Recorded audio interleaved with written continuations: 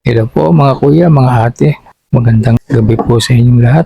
Sa araw pong ito ay ibabahagi ko sa inyo ang luto ng munggo. Samahan po ninyo ako sa aking gagawin.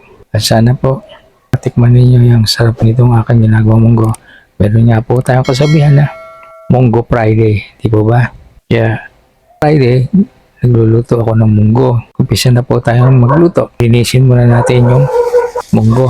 Baka marami siyang dumi. Sana pipilian ko lang po ito para makatiyak tayo na malinis yung ating ginagawa sa isa. Di po ba?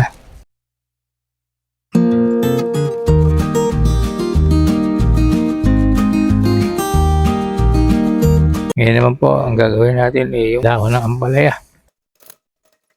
Alam naman natin na ang dahon po ng ampalaya ay minahalo sa munggo.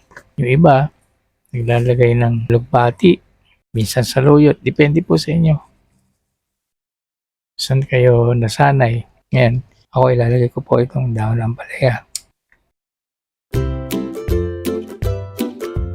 Grabe ang bilihan talaga sa palengke. Lahat tumataas, nagbabago ng presyo. Kaya kailangan medyo nagtitipid ka pa rin. Kahit na mataas yung bilihin, nakabudget talaga. Kung hindi, wala, parang ubos-ubos biyaya. Kailangan papalatunguhin mo lahat.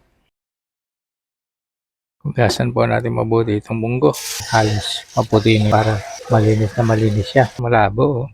Saka may mga lumulutang pa. Alisin po natin yan. Basta pagka malinaw na yung tubig niya, bago ko tigilan, play safe lang po tayo. So may mga nasasama pang dumi at saka yung mga lumulutang na munggo.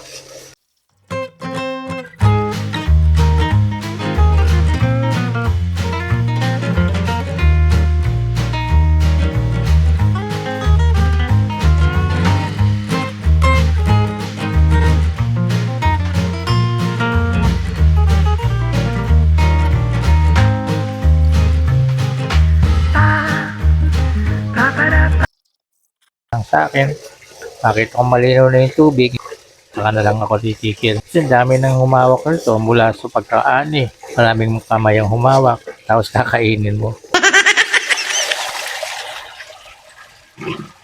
Sa pagkain, di ba kailangan na medyo maingat tayo. 1 liter na takalan para malaman natin kung gaano karami ang tubig na ilalagay natin. Ano po, ito.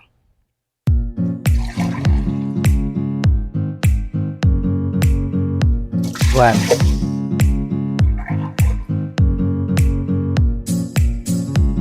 3.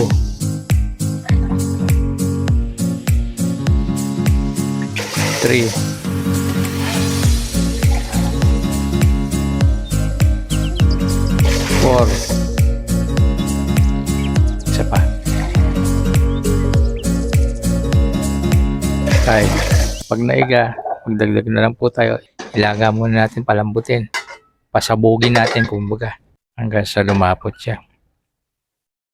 Huwag din po natin kalimutan hugasan tong dahon na ampalaya. Kung hinugasan natin mabuti, hugasan lang natin. Isa pa rin yan, galing yan sa farm. Inisin din natin, lalo pa naka-expose yung mabuti sa kalikasan. Ngayon natin na pong isa lang yung munggo. Saan po natin yung kalan. Tapos atin pong takpan para madali siyang kumulo. Kumukulo na. Bago pa lang. Buksan na po natin para matingnan kung luto na yung munggo o pumutok na. 10 minutos na lang. Yan. Pumutok na siya. Pero luto pa natin ng mabuti. Hulog po natin yung Knorr chicken cubes. Since marami-rami siyang sabaw, dalawa po ating ilagay.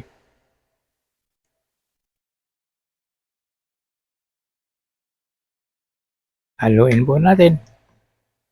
Ihulog po natin yung giniling. Hindi na po natin piprito dahil titigas po ito eh. Ihulog po natin ng raw. Maluluto po yan. Lalambot. Ihulog na din po natin yung bawang at saka sibuyas. Hindi na po natin ito isusute. Inihulog ko na po yung dahon ng ampalaya. Di ko kasi nakuha ng video. Tapos may natitira pa po akong 10 minuto. Tatakpan ko po at pakukulang po siya para maluto yung dahon ng ampalaya. Kaya nga pala, bago po natin tuloy yung pagluluto, papakulo, lagyan muna po natin ng patis para magkaroon na siya ng lasa talaga.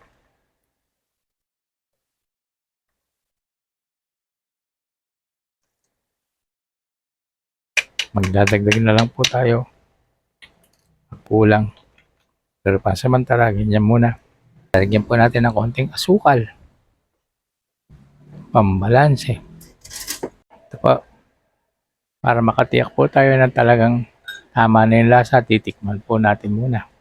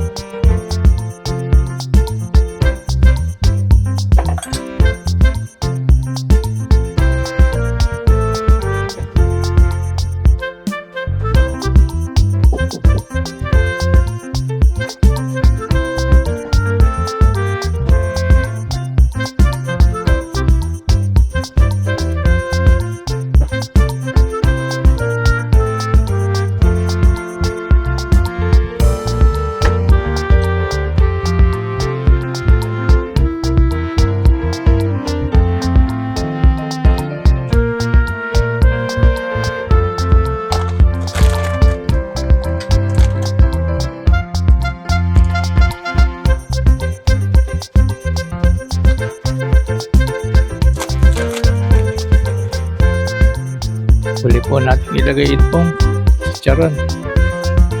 Masarap po ito.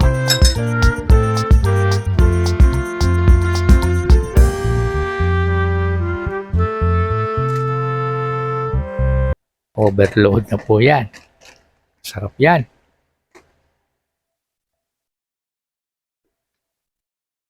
Medyo matabang po. Lagyan pa natin ng isa.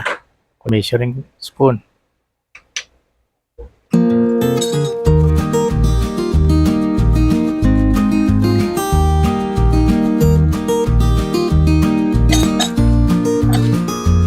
Ano po uli natin?